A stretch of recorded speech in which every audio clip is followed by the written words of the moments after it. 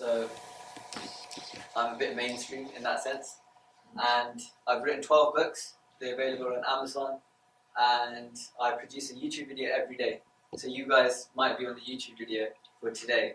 So there's already like 350 videos on my YouTube channel, but they're all on demand. So if anyone has a topic that they want discussed, then I look into the research and then I put out a YouTube video based on that. I work with my wife, who's a doctor of psychology, so she works with the brain stuff, and I work with more of the physical aspects.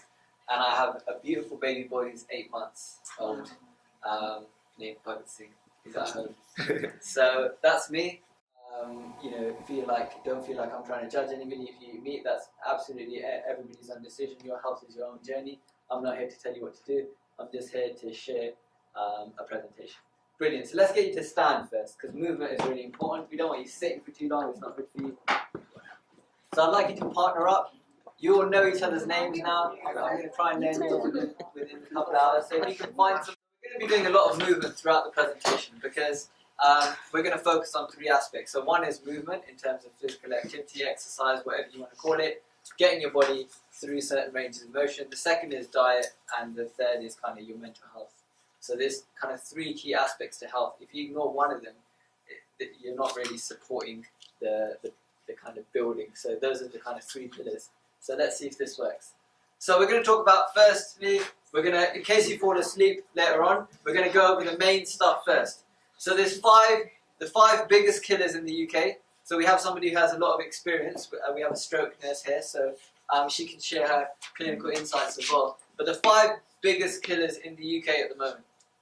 So the biggest killer of men, particularly, is heart disease and stroke. Does everyone know what heart attack and stroke is? Yeah. So pretty much everyone will have somebody that they know who's experienced a heart attack or a stroke, or somebody in their family member who's passed away of these causes.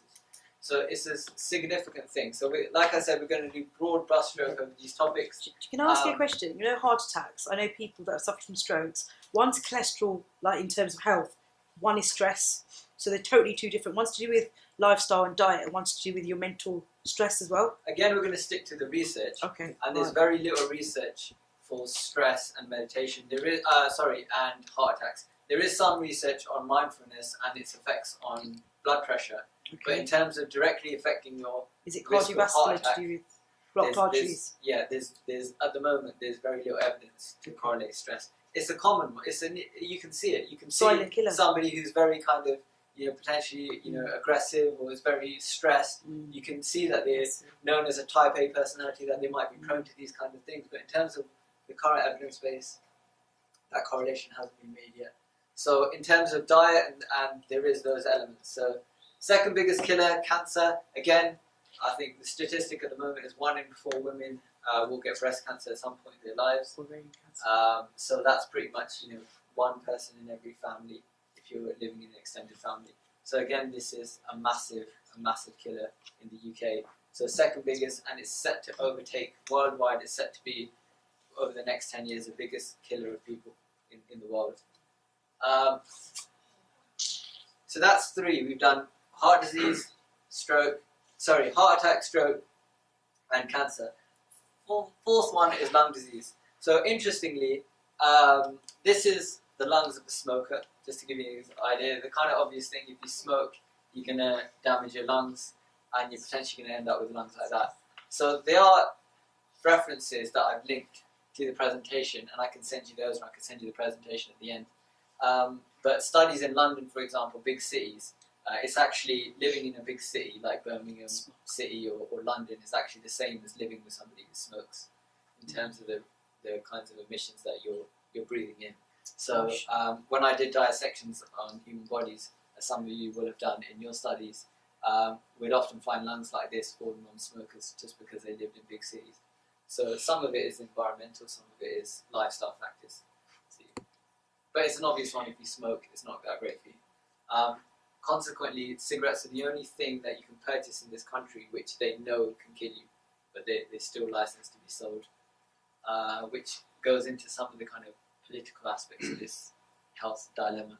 So the next is liver disease, and this is predominantly down to alcoholism. So again, we look at the kind of micro things in society, but these are major issues. the fact that this is the only killer that's actually increasing year by year. So cancer is pretty much steady rate, same as heart disease, is actually slightly declining, but liver disease from alcoholism is actually, since 1991, it's doubled.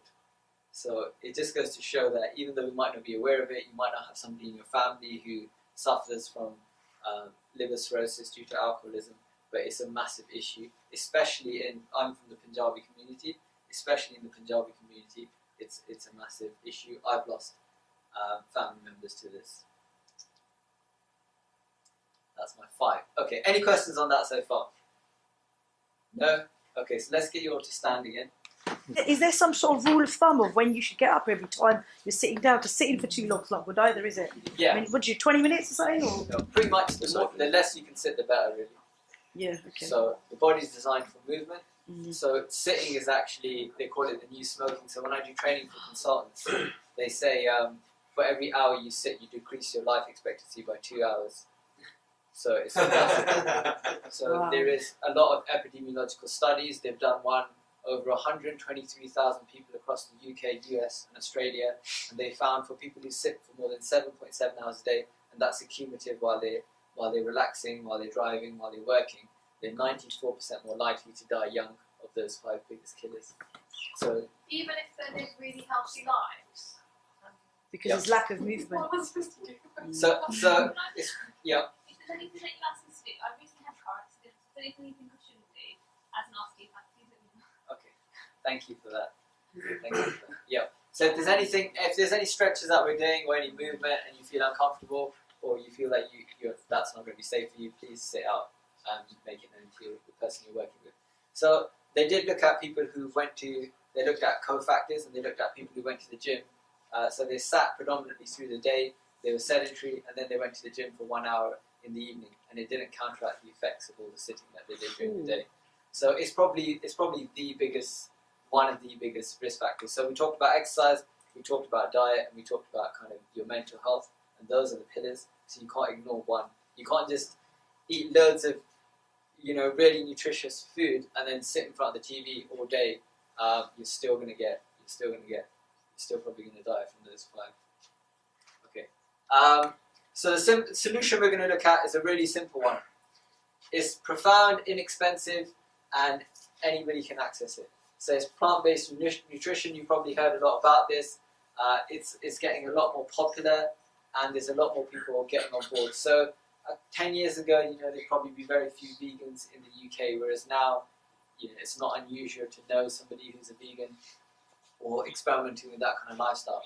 So as evidence grows and as there's more and more research, it kind of backs up why fruits and vegetables are so good, and that kind of promotes better eating habits. So we talked earlier, me and Ranji were talking about haldi and how that's something Indians have been having for hundreds of years, if not thousands. Yeah, turmeric. So whereas now it's being had kind of more mainstream as well. I know UCL is doing some research on cancer and turmeric. So there is that kind of transition being made into mainstream medicine. Brilliant. This is our surprise guest. No, I'm only joking.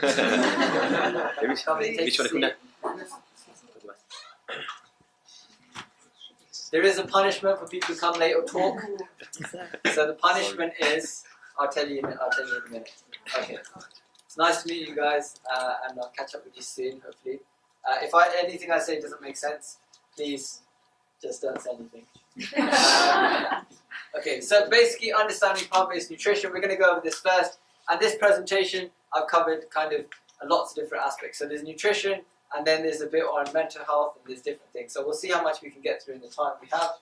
We've got kind of 10 minutes till the break, so we'll see how it goes. Make 15. 15. Okay, cut out a bit of time on the break. Okay, brilliant. So you might hear people say, oh, you want to go vegetarian, you want to go vegan. Where are you going to get your protein from? Have you heard that? Anyone heard that? Yeah. Hands up if you heard that, yeah. So everyone's heard it, right? You can't look like that and be vegetarian. So this is a 300-pound American football player. He's one of the best in the world, and he's a vegan. But this is just one athlete. So there's people like Mac Danzig, the German World's Strongest Man and German's Strongest Man, he's a vegan. So there's I could give you a list of many names. Anyone heard of this? No, it sounds Polish. No, it's kwashiorkor. No one heard of it? No. So this is the clinical name for protein deficiency. So the reason no one's heard of it is because it's pretty much non-existent. The only countries that you really experience that is countries with famine. So the reason it's non-existent is because even if you eat plant-based nutrition, it's not possible for you to not get enough protein. Does that make sense to everybody? No. So this condition, the reason you haven't heard of it is because people are getting enough protein in their diet, regardless of whether they're vegetarian, or vegan, meat eaters. or meat eaters. Does that make sense? What's the difference between vegan and vegetarian? So vegetarian, depending on whether it's kind of Western or Eastern vegetarian. So Eastern vegetarian, they generally don't eat fish and eggs. And Western vegetarian, they generally eat fish and egg, but no meat. And then vegan, they try to avoid all animal products, and it's more of a kind of ethos. So they'll avoid wool, for example, and they'll avoid leather. So it's about animal cruelty, as well as kind of the dietary elements. They don't eat honey as well. Honey as well, absolutely. Okay, brilliant. Next question. If you start eating more plants and eating less meat, where are you going to get your calcium from? Anyone heard this? Yep. Yeah, okay, brilliant. So calcium, more calcium in kale than there is in a glass of milk, regardless of what marketing says. 12 million pounds, so I have a baby at home, I've told you this already, so he's 8 months old. 12 million pounds a year is spent by companies that promote babies' milk formula. Carinate. So they actually, in hospitals, those of you who work in or have been in maternity units, you'll see, or baby and mother magazines, you'll see that these kind of products are heavily marketed to new mums because it's seen as something that's convenient. And breastfeeding, for some people it comes easy, but for the majority of mums, it's very difficult. So 14% of mums in this country breastfeed up until 6 months, which is World Health Organization guidelines. So it's a very kind of, that's pretty much 1 in 10. So it's very rare for somebody to be able to do that, and there's a lot of pressure on mums. And £12 million marketing budget a year for a milk formula company, and for kale, 0 marketing budget per year. So part of it is misconceptions which are portrayed through marketing. So they call it the magic of marketing. They've done research on the absorption of kale versus milk. Kale is better absorbed. So any green leafy vegetable apart from spinach will give you a calcium intake. If you look at the countries, sorry? Why not spinach? Spinach has a compound which actually blocks calcium absorption, which studies have found. So apart from spinach, any of the green leafy vegetables, broccoli, rocket, any of those, kale.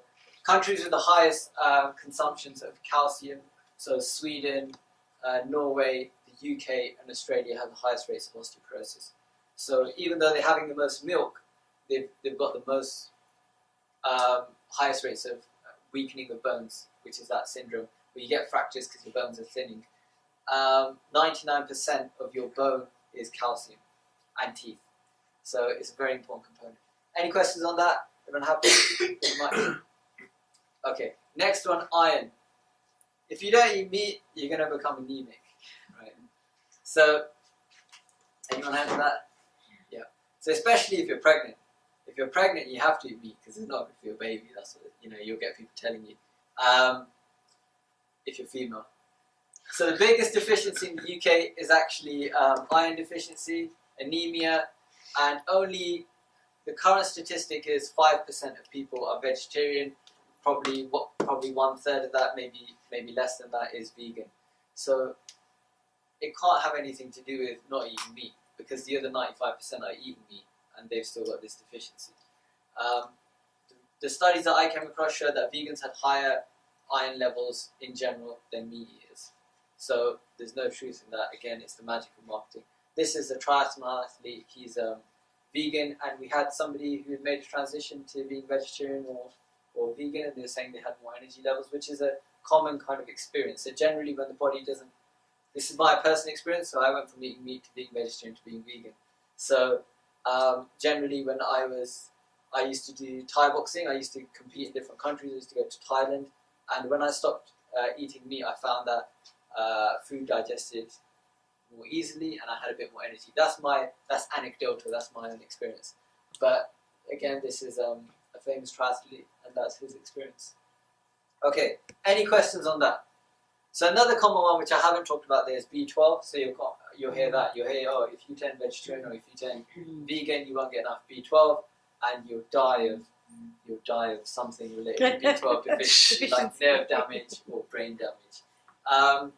Looking at the studies of B12, it is important for you to have a source of B12 uptake, and if you don't eat any animal products, you won't get that source. So supplementation is necessary.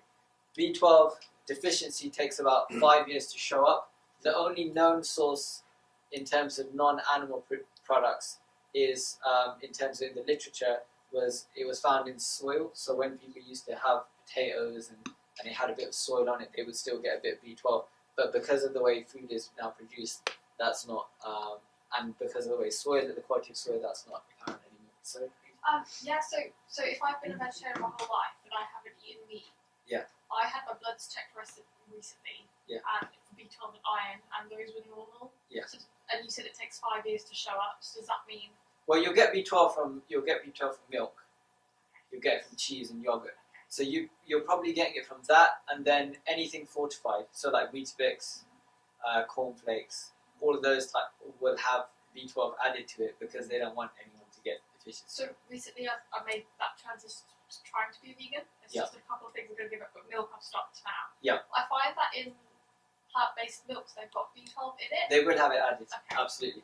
It's just something that you don't, if you're trying to follow a healthy lifestyle, you don't want to end up getting a health condition, because that's going to, just stop you. And then you're going to think, this isn't practical, I'm not continuing this. So the whole point of this is it should improve your health, you should feel better, you should have more energy, and you should be healthier from it, and it shouldn't feel like you're killing yourself. If you're feeling miserable, something's not going right. Either you're not doing it right, or you don't have enough resources or support. So a lot of people try this kind of stuff, and then they fall off the bandwagon because it's too difficult. If you go to a normal supermarket like Tesco's, it's going to be very difficult for you to find a vegan option for you to eat. So it takes a lot of work, as with any diet. Because I have a background in training, if you do any kind of training, you have set meals. So you might have 6 meals through the day, 3 meals through the day, and you have a prep day where you have Sundays where you prepare all your meals in little boxes so that you can focus on your training, you don't have to think about your food. But if you try and go into a supermarket and get just something for lunch, it's going to be very difficult. So practicality-wise, you have to make things kind of practical. So it's really important to make sure you get enough B12 and you get enough calories. That's the second thing. So a lot of women in particular, the calorie requirement in the UK at the moment in terms of the National Dietetics Association is 2,500 calories. And a lot of vegetarian or vegans that I meet, they don't get enough calories, and that's why they don't have enough energy, and then they end up giving it up because they think there's something wrong in plant-based nutrition. Requirements for males is 3,000 calories, and that's not for somebody like this guy. So, an example, Michael Phelps would have 20,000 calories a day. So it's very different for athletes to what it is for the average population. But if you don't get enough calories, you're not going to have enough energy, and the calories need to be good calories as opposed to just things like chocolate bars, crisps, and stuff like that. Okay, so we will do kind of more question and answers as we go along, but any questions on kind of the common deficiencies or supposed deficiencies that people get as vegetarians or vegans or following a plant-based diet? So there's a lot of kind of flexibility around this. You might hear people like Jamie Oliver talking about being flexitarian, and Venus Williams. So she's turned vegan. She calls it cheegan. So she's a vegan, and then when she can't do it, she'll have something like cheese. So she'll call it being a cheegan because she cheats and she's a vegan. So there's a lot of kind of ways that people make it practical for them, and the idea is that you're trying to improve your health. It's not about trying to be, brainwashed into doing something that you feel isn't benefiting you. It's just about having more energy, feeling better, and being less likely to get these chronic diseases. So, Benji? So, 2 quick questions. Yeah. Can you name a few vegan foods that have lots of iron and what you can eat with lots of calories? Yeah. Okay. So, vegan foods for lots of iron, I'd say anything green. And that's probably something that most vegetarians and vegans lack. So they generally go for like the processed foods, like Linda McCartney stuff, chuck a couple of chips in the oven with some Linda McCartney burgers, and then that becomes like the staple of their diet, or they go for like Mr. Singh's. Going from, trying to be healthy and then going to that isn't going to give you the kind of nutrition you need. So there are some elements in the diet which you have to get on a daily basis, like you have to get your omegas, you have to get your amino acids. So in order, and there's certain fat-soluble vitamins like A, D, E, and K. So you need to be eating certain foods in order to be absorbing the right nutrients. So leafy greens is something that everybody should have every day. So there should be some way that you're doing that, whether it's in a smoothie, which we're going to make in a little bit of time. We've got a smoothie maker there, so we'll chuck some stuff in there, and we'll try it out and see what you guys think. Or whether it's in another source. But I'm much more for going for real foods as opposed to as much as you can, avoiding kind of like fads and just going for kind of making practical changes. And in terms of calorie, sorry, just a second. In terms of calorie intake, so having 3 solid meals is probably not, for a vegetarian or vegan, they're probably not going to get enough calories. They're not going to hit 2,500. Somebody who is very close to me, my cousin sister, who's a dietitian, who's a vegan, even with all the knowledge she has to work very hard to get 2,500 calories, and she's trying to promote it to other people. So a lot of things that I have personally, so I'll have some dark chocolate, 85% dark chocolate, or I'll have some nut butter. So I'll have an avocado on toast. So there's certain foods that I have to have which are very calorie dense in order to make sure, because I'm a health advocate, I have to be fit myself as well. So I'm training for a triathlon at the moment. So in order for me to do that, my nutrition has to be on point. So if I'm not getting enough calories, I'm not going to be able to do that sport or any sport. So I have to eat a lot of nut butter. I have to eat a lot of. I have to eat dark chocolate. Sweet potato bronte. I have on your Facebook. Bronte. So we'll go into some of the things that I have. I have some meal ideas on here as well. But it's about trying to get enough in and making it practical so you can sustain it. I generally have 2 smoothies a day, and one of my smoothies will have 60 grams of protein. So your body can only digest 25 grams in one go. So I went from being 58 kilograms to 74 in the space of probably about 6 months. So anything's possible. It just depends on whether you've got the science behind what you're doing. Any questions with that? I just wanted to ask about the spinach. Yeah. Because we've all been raised, or when we think about vegetarian diet and such like, to include spinach. Spinach is a biggie, and you just said that it blocks calcium. So what is it good for? Yeah, spinach is good for a lot of things. Like for somebody who's athletic, it's very good for muscle recovery. So there's loads of good compounds in there. It's just for calcium absorption. It's not what you want to have as your primary source of calcium. So if you're only going to have one green and you think, I just need some spinach, then it's probably better to opt for kale or watercress or one of the other ones. But I have spinach in my smoothie every day, so it's not something that I would take out of the diet. In fact, if you can go one step further, which I haven't been able to do at the moment, but grow your own, spinach is something great to grow quite easy. So I hope that helps. Question about the spinach blocking the calcium. If you mix spinach with like kale, will it prohibit the Yeah, it will, unfortunately. So you have to separate it. Yeah. So nutrition, you can go into quite a lot of detail. Like there's something called phytates as well. So in terms of iron and phytates, so you shouldn't really have foods which are high in phytates like tea or roti, chapatis when you're having a source of iron, which is kind of counterintuitive because Indians they have roti with whatever they're eating. So they have roti with dal. So that's kind of the traditional Indian diet. So yeah, it's the science behind that called food combinations, isn't it? Because like when I went to Sweden, I met somebody else who's an osteopath. She's talking about having carbs, having a chapati, which is carbs, wheat, gluten, having it with potatoes, which is what you go in every gurdwala and you have.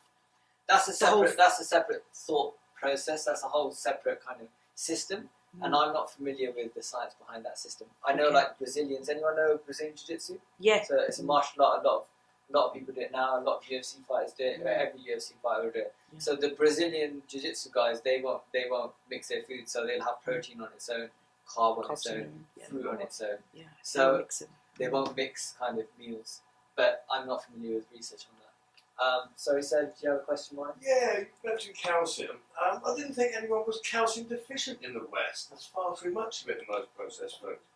And then there's the balance between calcium and magnesium absorption. If you eat too much calcium, you can't absorb your magnesium. There is calcium deficiencies in the West, and Who absolutely. gets that?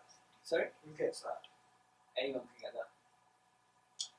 I And read that food out of the supermarket, you're getting far too much. okay, well, in blood tests you can have calcium deficiencies that can come up, and you can get osteoporosis, which is a result of not having enough calcium deposits in your bone, so thinning of bones. Rickets, which isn't very predominant now, but more in children. So if they don't get enough calcium when they're growing up, they'll get deformation in bone growth, which isn't so predominant now in the UK, but still happens in some countries. So moving on to meat, does anyone need to get that? So again, I'm not trying to say to somebody that what they're doing is wrong. It's just looking at some of the research that's out there. So they call this the canary in the coal mine. So impotence, for example, the blood vessels that go to things like your bicep are around 5 millimeters in diameter. The blood vessels that go to the penis are 1 millimeter in diameter. So impotence is a massive problem in Western societies, and potentially, there's more and more research showing this, that if you have a diet which is high in saturated fat and you're getting atherosclerosis, which is clogging of the arteries, the first sign of it is erectile dysfunction. So this is kind of a motivator for a lot of men, especially if they're trying to conceive and have children, is to clean up the diet. So 70 milligrams of cholesterol, and meat and animal-based products are the biggest source of animal fat in the Western diet. So chicken, again, 70 milligrams of cholesterol in 3 ounces. The leanest piece of meat still has 20% saturated fat. So our body doesn't need to, in terms of what the current evidence shows, and there is some debate over fats. You might have seen it in the newspaper. Sometimes it's saying fat is good, sometimes it's saying it's bad. But the body can produce saturated fat itself. It's only polyunsaturated fat that it can't produce itself. Omega-3, 6, and 9. Okay, which we'll go into. Fish. This is kind of sold as a superfood. So they'll say if you have oily fish 3 times a week, it's great, because omega-3 is very important for protecting, and we know it is. It can reduce your risk of heart attack, and also the research on dementia is a bit mixed, but definitely for cardiovascular disease. But there's potentially issues related to the things that come along with the fish, as well as the whole environmental issues. And there's vegetarian and vegan sources which don't have the same impact on the environment, and also in terms of sulfur. Okay, eggs. 212 milligrams of cholesterol per egg. Having raw eggs made famous by the Rocky film. Anyone seen that? Yeah. It's 4 raw eggs for breakfast every morning. I have to say I did try that, and I did when I used to be a meat eater. I did used to have that as well. But 1 egg yolk has the same amount of cholesterol as 2 Birkin Whoppers. Nearly. So cheese. I know I'm running late. I'm very sorry. I'm going to speed it up a bit. Cheese, the biggest source of saturated fat in the Western diet. Whey. Anyone had a whey protein? So it's a byproduct of cheese production. So it's sold. It's an £8 million industry in this country. So £8 billion industry in this country. So protein shakes is. And I've got the link to that in the presentation if you want to see it at some point. And again, milk, 8 ounces of saturated of whole milk has equivalent amount of saturated fat as 4 strips of bacon. And 51,000 mammals, we're the only one to drink another mammal's milk. Again, I'm not trying to say something someone else is doing is wrong. Like if you go to any gurdwara, they'll make prasad and out of dessert, keys, dessert out of this kind of stuff. So I'm not trying to judge anyone or say that somebody is wrong. I'm just presenting the evidence, and it's up to kind of everyone makes their own lifestyle choices and tries to improve their health on their own journey. And that's amazing. Okay, and we'll get on to the others. So let's take a break there. So we've covered quite a bit of stuff. And then we'll come back and then we'll see how much we can get through. Thank you so much for your patience. And I look forward to, if you have any questions, let me know and we'll go over questions at the end. I look forward to carrying on after the break. Okay. Great. So the requirements at the moment, what the British Dietetics Association recommends is 3 litres for a male and 2 litres for a female, and there is potential some adjustment on that, and they're looking at increasing that. 99% of people don't have that kind of water intake. Someone asked the question of whether you should have, mineral water or what type of water it is, but just to highlight the fact again that 99% of the people I meet don't drink enough water, let alone needing to worry about what kind of water they're drinking or where it's sourced from. So it's really important to make sure your hydration is on point. There's a video that I've done on YouTube that says the 10 things that dehydration will do to you. So it'll actually make you weaker. These are the things that are shown in the evidence. It will potentially increase wear and tear on your joints. It will potentially lead to headaches. It will mess up your hormones. What else will it do? Is that dehydration? Does that? Sorry? Dehydration. Dehydration, yeah. Wow. So these are not kind of ideas. These are things that are documented in research trials. So have a look at kind of that video, or have a think about whether you're drinking enough water. So that was one topic. The other one was milk and the topic on breastfeeding. So if you can't breastfeed, what do you do? So there's a couple of options. So some mums, because my wife is very pro breastfeeding, but she initially when she was pregnant, she didn't want any pressure to think that if she couldn't do it, then she has to do it. So we tried not to put any pressure on her. Fortunately, after about 3 weeks, then baby kind of started to burn the latch on and was able to do that. So she's been okay. After about 2 months of a really painful process, the baby's got the hang of it and mom's okay now. There are other options. So there's milk banks where you can actually, mums who breastfeed and they produce a lot of milk, collect surplus milk. There are some research trials going on with breast milk as a treatment for cancer at the moment. And you can actually get breast milk from those banks. In America, you can actually buy it. But here in the UK, I think it's on donation, so you can just take it if you want to give your baby breast milk. The other option is expressing milk. So if your baby's not latching on, then you can manually express, which without getting into the technicalities of Is it like a pump? Yeah. You can pump. You can pump. There's a manual pump. There's an electronic pump, and then you can actually pump with the hand. So you can actually manually express and then give to your baby. So there's loads of stuff in breast milk. There's research on increasing IQ, increasing immunity, actually reducing your risk of getting breast cancer. There's a lot of stuff in there. So there are some potential benefits. But again, only 14% of people in this country at the moment will breastfeed up until 6 months. And the World Health Organization says it's actually good to breastfeed up to 3 to 4 years. Whereas how someone's, we talk about all these recommendations, but how we kind of meant to do this, how we meant to eat well when we have to work, we have to take care of kids, we have to do, balance a family life, work-home commitments, and then try and find time for this stuff.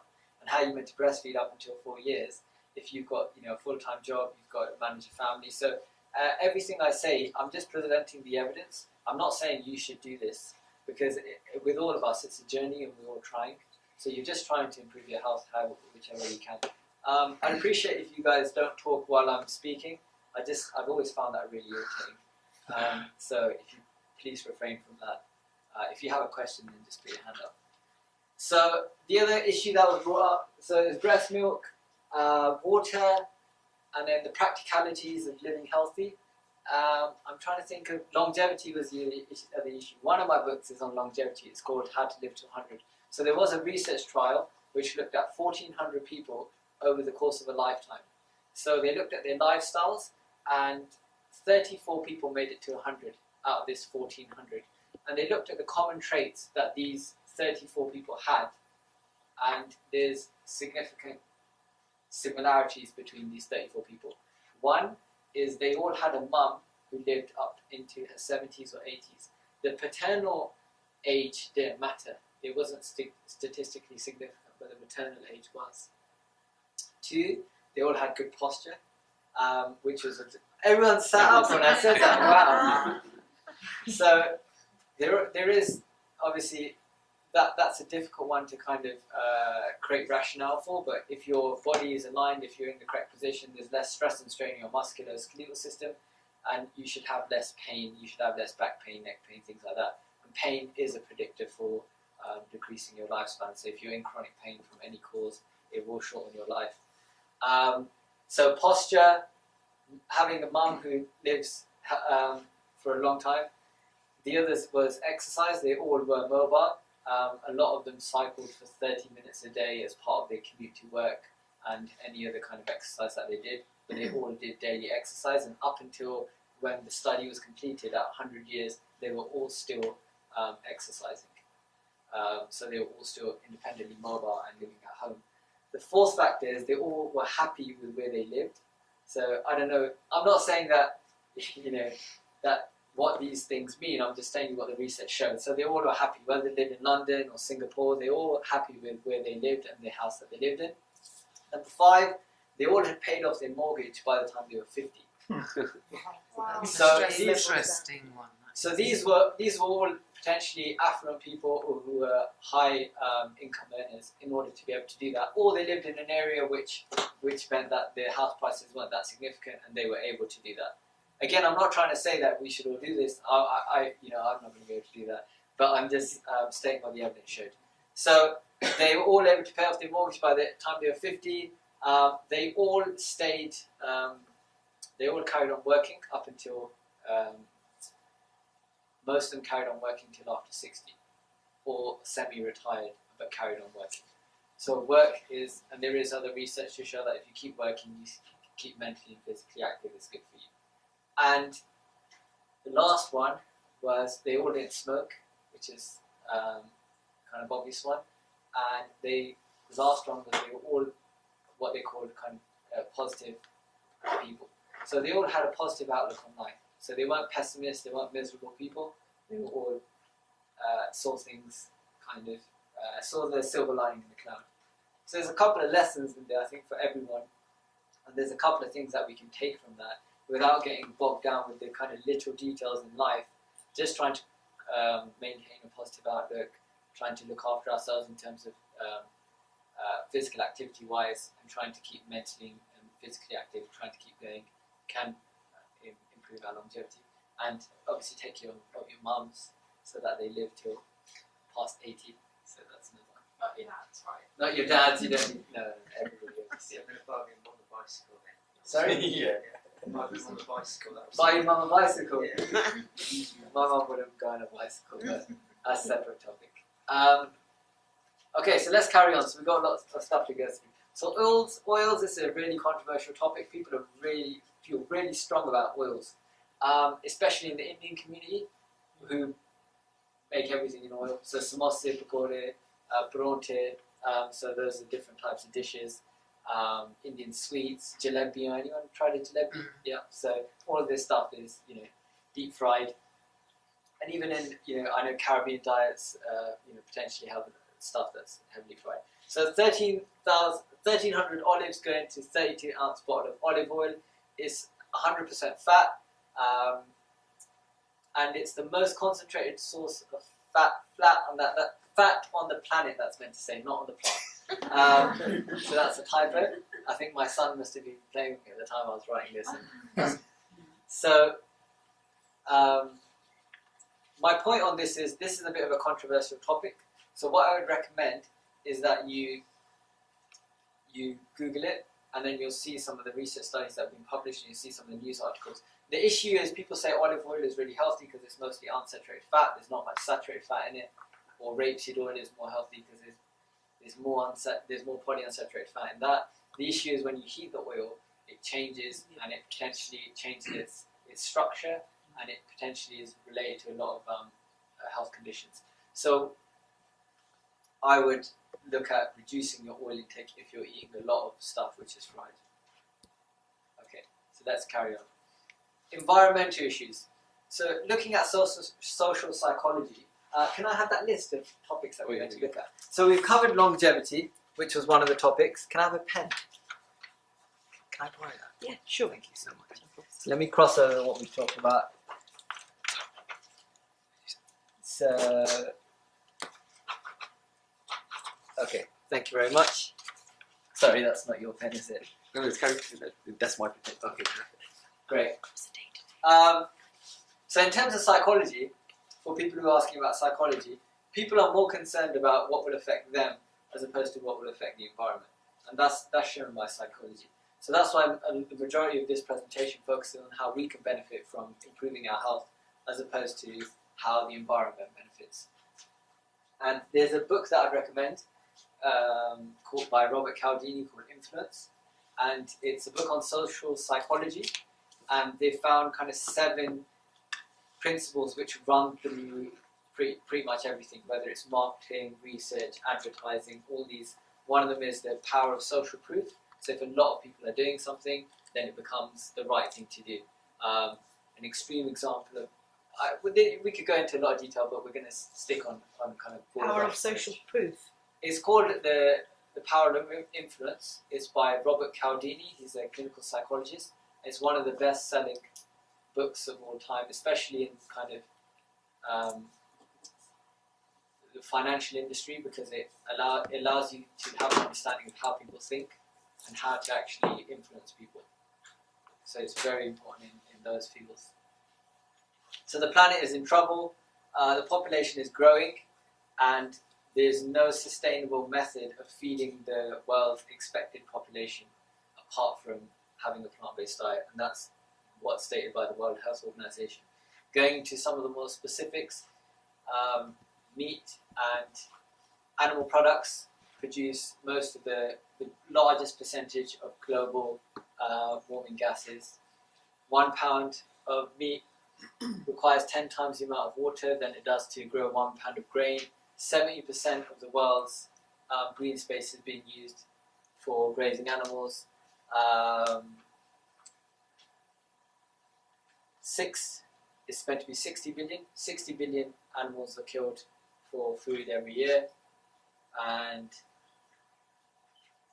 this is the only viable solution we can really take to try and curb the hunger needs in the world, and also to try and save the planet.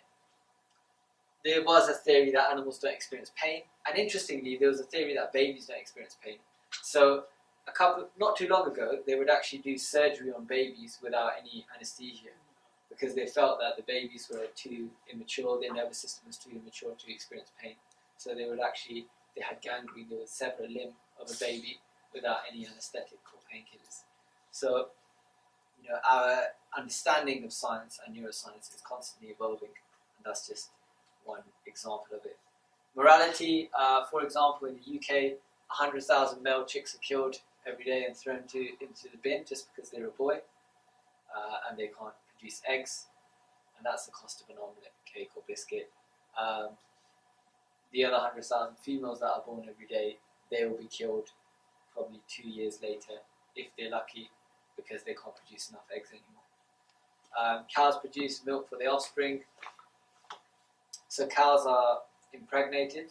So the whole system is we won't go into it in too much detail because we have younger people in the room. But if you're going to be watching some of those documentaries, they'll be going into it in a bit more detail. But obviously, mums produce milk for their babies, cows produce milk for their babies. So the whole system is kind of exploiting cows. Okay, any questions on that? So let's get you up again. Let's do some physical activity. Alright, so what I'd like you to do is partner up again. Maybe find a new partner. Some put your arms out, or when you have them close. Which one required more force to move your hands down with? Close. The fists. Okay.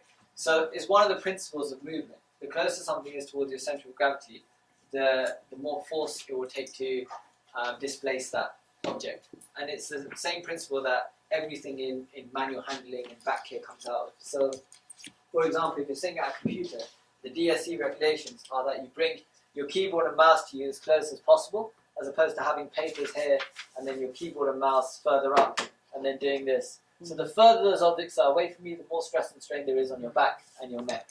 The closer those objects away from you, the less strain there is on your body. Does that make sense to everyone? Yeah. And that applies for everything. Whether you're picking up a baby, whether you're putting washing in the drum, whether you're getting stuff out of the oven, the closer you are to the load, the safer it is for your body. And the Health and Safety Executive, which is a British government body, requires kind of employers to meet guidelines for certain objects, And the guidelines basically say the further something is away from you and the higher or lower it is, the less you can carry. And it applies to everyday life. So I did a conference for midwives 2 weeks ago, and what I do is I get everyone to hold up their bags, and then I get a feel for who's got the heaviest bag, and then I get an idea. I say, okay, we've got a winner. Get the table out, and then with their permission, I empty out their bag. And then what I do is I go through what's needed for that day and what's accumulated over the course of the week, the month, or is just there for like an absolute emergency in case something really drastic happens. And then we weigh up how much excess stuff is in their bag, and then we predict if they carried on working, how much excess stress and strain would they be putting on their body. And it works out to tons on each and every occasion. Wow. So it's about creating awareness in all aspects of our lifestyle, as well as diet. The diet-wise is also about our body, the stress and strains we put on it. Anyone heard of text neck? Yeah, some of you have heard of it. So there's a British surgeon actually who conducted a study. He looked at neck position, and what he found was, so here's your earlobe and here's the bone called your acromion. So every centimetre your earlobe moves up further from your acromion, the stress and strain on your neck multiplies plus 5 kilograms. So if the weight of your head is 5 kilograms here, which is the average weight of the head, so then there it'd be 10 kilograms, there it'd be 15, there it'd be 20. So now you imagine you're on your phone and you're looking at something like you're sending your WhatsApp messages or looking at something on your phone, and then you've spent kind of half an hour, 45 minutes, an hour in that position where you've got 20 kg of strain going through those muscles, and then you kind of feel like how my shoulders are getting knots. The other culprit often is someone rubbing their neck, as we say that. So the other culprit is bags. So often, especially with females, they'll have their bag over one shoulder because that's a fashionable bag. Whose bag is that? Very fashionable. So they have the bag over one shoulder, and then it's normally the same shoulder that they have it over, and then you potentially get loads of trigger points in your trapezius because that muscle isn't designed for mule duty. So it's about kind of a whole lifestyle approach, trying to be healthier in all senses, not just through nutrition, but also environment and what we're doing day to day. Yes, that's personal experience. It's like reverse scenario. So I used to wear a rucksack a lot because I do a lot of cycling. Yep. Not a problem. When I stopped wearing a rucksack, then I noticed there was a problem. So I needed the rucksack not to have any pain. Yeah. It's weird. Yeah, that is really unusual. Yeah. There could be several factors, and they probably need to take photos of you during each of those movements and then doing analysis. But it's just like my body got used to having a rucksack, and when it was not there, it was giving me feedback. Also, there's certain positions that you may have adopted. So when you had the bag on, you may have applied some compression on the thoracic spine, so you're kind of more in a straight line. What cyclists tend to do is they tend to extend the neck. So then that loads the spine. So especially with when I see professional cyclists, because they're in this position all the time, they got a lot of issues in the lower back, mid back, and neck. So with the Tour de France guys and those guys. Okay, so making health a habit. So you'll watch these DVDs, you'll hear people speak. I know Ranjit is a fan of TED Talks, so there's a lot of people who do TED Talks on environment and different issues related to health, and then you'll be inspired. But how do you make that change from inspiration to making a lifestyle transition? So education, which you've all had today, so we've shared some knowledge that's out there, and there's plenty of other resources which we'll go into. Love and support is the next most important thing. It's really important to have somebody who's going to share that journey with you, or who's going to potentially coach you through that journey, somebody who's successfully done it. And that's a key factor in anything you do, even if you're going for, if you're training for a marathon, or whether you're trying to make a transition into more of a plant-based eating lifestyle, or whether it's any other factor of your health. It's important to have that support. And then the next aspect we're going to look at is the cognitive neuroscience of routines and routine formation. Okay, so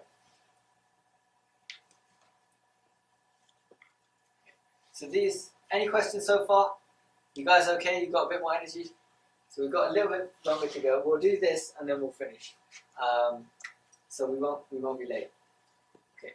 So let's get you all to stand. Let's do a bit more movement because it's getting late and everyone's tired. You've made a journey here.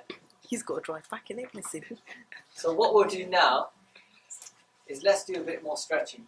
So we're going to do what's known as the pike, feet together. Just run your fingers down your legs and get as far as you can comfortably. You don't have to touch your toes. Just go as far as you can. And keep your belly button tucked in just to brace your spine. And just hang in that position. And then take a deep breath in. And then as you come up, just walk your hands up your legs. If you're stiff, you might need to walk your hands up your legs. Otherwise, you can just come up. And then you can put your hands together. And then bring them up. And then lean back as far as you can. And then come back to the middle. And then go down again.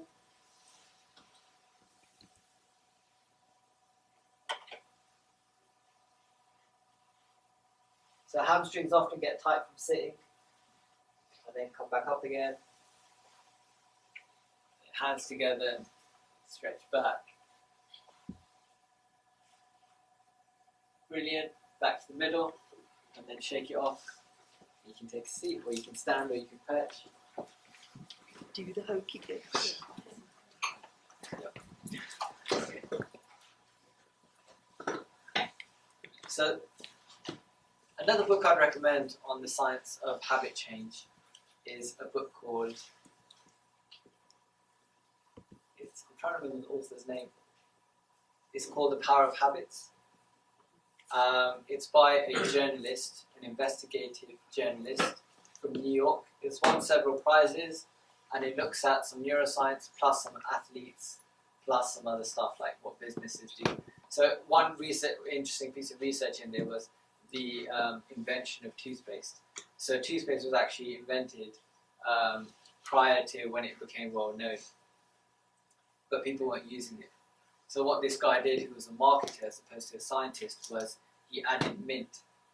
So then when people brushed, they had that kind of sensation, that minty kind of sensation in their mouth, and they had that association between having a clean mouth and having that kind of minty feel in your mouth. So that minty feel serves no purpose, but it gives people the perception that they've brushed. So it makes them feel like, yes, I've done my brush. So that became a widespread habit throughout the world because of this one marketer and how he changed this cue habit reward, which we're going to look at. So a couple of studies. These are small scale studies, so science may change on these. This was done in the university in the USA, so it's a small cohort study, and the same with this one. So 80% of, let's say, over a month period of time, we take a period of time, whether it's a month or a year, we can extrapolate that as big as you want, and the majority of what you eat will be the same. So if you eat pizza and chips every Friday, and you have, on Mondays you have Weetabix, then pretty much your diet's going to be the same. So if you can make, the idea of this is if you can make small changes to even one meal or one part of that diet, then it will have massive impacts down the line. So over the course of the months, the years, it will have massive impacts. But making that small change is really important. The second thing is habits. So this is really interesting. Again, they'll go into this in the book, but they talk about a soldier he had part of his brain blown off in war, and he was still able to do the same things he did day to day because it was so ingrained in his brain, in his synapses, that those processes, he used to go for a walk every morning, he was still able to find his way around town and do the walk, even though he couldn't speak, recognize his family members, or do any other process. So the power of habit is really important, and if 40% of what we do, which is a significant percentage, is just habitual, we're just doing it because we've always done it, then that's going to have a significant impact on our quality of life, whether it's positive habits or negative. So cue, habit, reward. Okay, so how this works is, you have a cue. So let's say Facebook. So you wake up in the morning, you pick up your phone, and you look at your Facebook feed to see what's happening. You hit it, and then that's the cue is you wake up in the morning and you grab your phone. That's your cue. The habit is you click on the Facebook icon and you see what's happening to everybody in the world, and then the reward is you get a good feeling because you think that, oh yeah, this is happening, or I know what's happening in their life. You get that kind of social engagement, you get that positive feeling from that experience. Or it could be a negative experience. You could think, oh, well, she's in Barbados, why can't I go in Barbados like her, and things like that. But there's that habit process. And how companies reinforce this is through things like notifications on Facebook in order to make you keep going to the app. So on average in the UK, people visit Facebook 4 times a day. That's the average. So the reason they reinforce that habit is because the more popular their website is, the more time people spend on that, the more money they can make through advertising. Also vibrations, so when you get a notification your phone vibrates, and then whatever you're doing, that sets a cue in your brain that I must look at my phone to see what it is. Is that a text message? What, is it a WhatsApp? Is it urgent? Even though it might not be more urgent than the conversation you're having, but it's rewiring your brain. So you have a cue, you have something that happens in your life which triggers a habit, and then you do an action and you get a reward, whatever that reward may be. And this applies to pretty much everything you're doing. So if you think about the breakfast you're having, you probably go to the cupboard, reach for something, grab it, go to the fridge, reach for the milk, pour it, and you start eating it without even thinking about the process. Same with brushing your teeth. You probably wake up in the morning, I hope you do, and then you go to the bathroom, and then you just pick up your brush, and then you brush your teeth. But if you spoke to a child, they'd be like, why do I have to brush? I don't want to brush today. And you have to try and convince them. But because that process has been so habituated in our brains, it's pretty much unbreakable, very difficult to break. And what the science is showing is that, let's say you have a habit of eating a pizza every Friday. So those synapses that you've strengthened in your brain over the last 5 or 10 years of doing that process repeatedly, you can't change those synapses.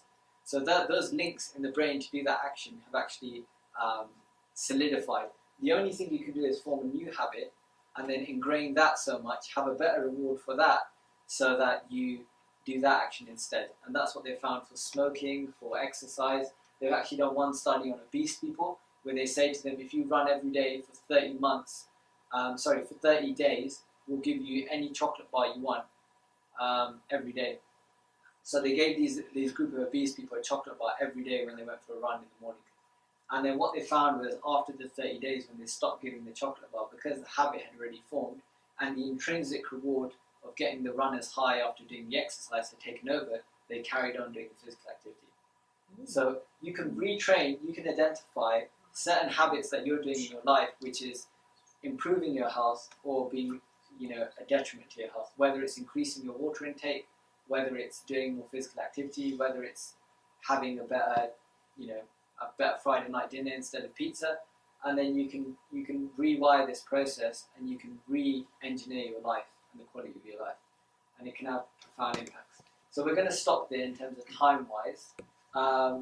One thing I would like you guys to do as an activity before you do is, if everyone has a piece of paper or a pen or a phone, so if you anything that you can note down on. What I would like you to do now is to write between 10 and 15 goals. And these goals can be anything. They could be health related, it can be to do with your mental health, to do with your physical health, to do with your family and your relationships, because the quality of your life often is dictated by the quality of the relationships that people you have in your life.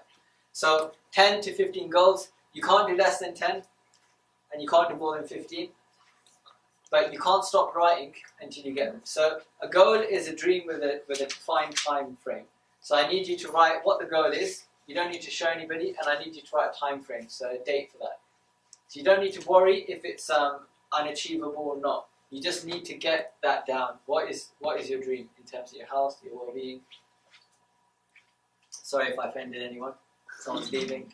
I'm joking. Okay, so 10 to 15 goals. Jot them down. Don't worry about what anyone else is writing, what anyone else is doing. Just keep writing. Just write whatever comes into your head. Don't worry about if it's practical or not.